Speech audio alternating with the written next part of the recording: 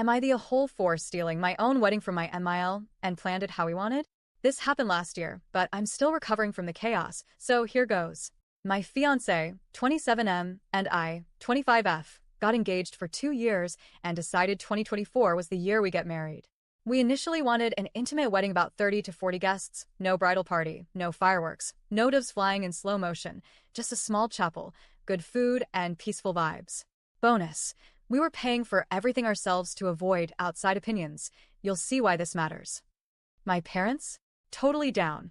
Chill. Supportive. Love them. My MIL? Absolutely not. She went full Shakespearean drama queen. The first red flag, she said, and I quote, "If there's anything I don't like about your wedding, it has to be changed."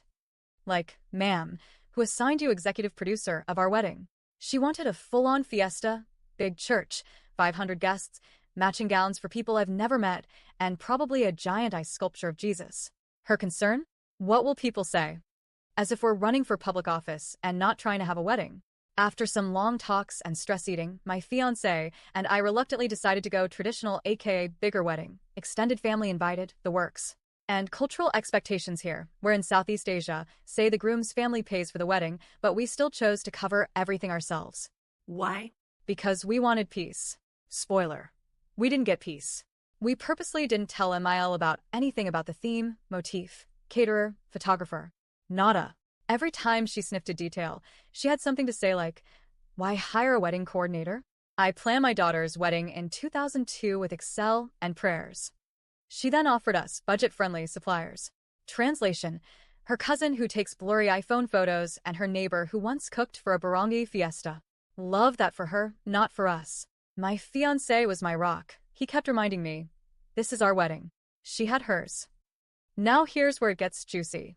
Our original date was in June, RIP our intimate wedding dreams. But we moved it to July to align with a new traditional plan. Then MIL goes, "Can we move it to August? My other son won't be able to fly in." Fine. August. Then that became September because why not? We finally settle on a Saturday in September, but plot twist. Someone else booked that date before us. We couldn't book the Saturdays around it either because they were all booked in. So we were down to a Thursday or Friday. The church had Thursday afternoon available, so we were about to grab it. Then suddenly, like magic, MIL books a Friday 9 a.m. wedding for us. Without our knowledge. Without telling the coordinator. Without our signatures. Without our payment. We're like, what? Her reason? Her daughter, yes, the Excel wedding planner from 2002, can't take a 3-day leave. So she decided for us that everyone, including the bride and groom, should get married on a Friday morning at 9 a.m., just to fit her daughter's work schedule. Imagine telling 200-plus guests, "Hey, hope you love early alarms and traffic stress. See you at 9 a.m. on a Friday." I was livid. My mom was devastated. My fiancé was fuming, like I've never seen him this mad. For more context, my fiancé is adopted, and something about this whole situation suddenly made a lot of things make sense. We booked the Thursday slot. Afternoon. No 9 a.m. circus. MIL didn't pay for that Friday booking. We didn't pay. No marriage license submitted equals no confirmed booking. We never asked her to do it. Still don't know how she pulled that off. So, am I the a-hole for refusing the Friday 9 a.m. surprise wedding and sticking to the date, time we wanted?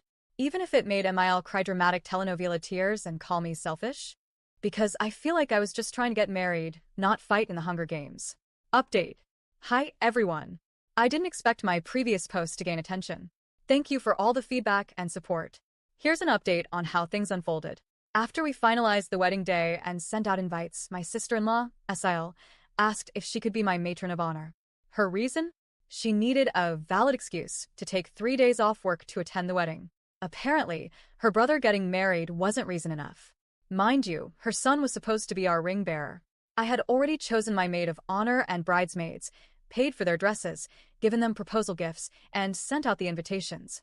I explained this to SIL, and she offered to pay for her own dress. Still, I declined.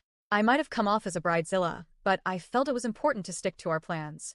Also, in our traditional wedding customs, married women with children typically don't serve as bridesmaids or any parts of the bride. I also paid for dresses for both my mom and MIL, allowing them to choose any design they liked, as long as it was gray. My mom was thrilled and supportive. MIL, however, had opinions. I suggested a dress I thought would look nice on her, but she chose a beige dress instead. I found out during the wedding preparations. At that point, I decided not to stress over it. She looked like she's just a guest instead of mother of the groom. Wedding day. On the wedding day, we were at a resort preparing. I was in my room with my bridesmaids, maid of honor, my mom, and the hair and makeup team. My groom was in another room with his team. I expected Emile to be with her son, my groom, for family photos. I had arranged for someone to do her hair and makeup in their room, and surprise. Emile showed up in my room with her 3 sisters, my groom's aunts, in tow, requesting hair and makeup services. The room was already crowded, and I was stressed. My mom gave me a look that said, "I'm about to lose it." Thankfully, my coordinator and bridesmaids stepped in, escorted them back to their room, and informed them they'd need to cover the cost of any additional services. The wedding ceremony went great. No drama from MIL. Unfortunately, SIL didn't attend the wedding, so we had to find a new ring bearer. My brother-in-law did attend, and was genuinely supportive. My father-in-law remained neutral, likely exhausted by the ongoing drama. MIL took it upon herself to invite additional guests without informing us. Since we were covering the entire wedding cost, we asked her to pay for the extra meals. She agreed, and we moved on. Post-wedding drama. After the wedding, my husband and I went on our honeymoon to Japan. SIL posted some shady comments on Facebook, implying we were social climbers. We chose to ignore it. Currently, SIL isn't speaking to me, and while MIL and I are on speaking terms, our relationship isn't the same. My husband supports me fully and has even offered to cut ties with his family, but I don't want that. I sometimes wonder if I was in the wrong, but I believe we made the right choices for our special day. Thanks for reading, and I appreciate all your insights.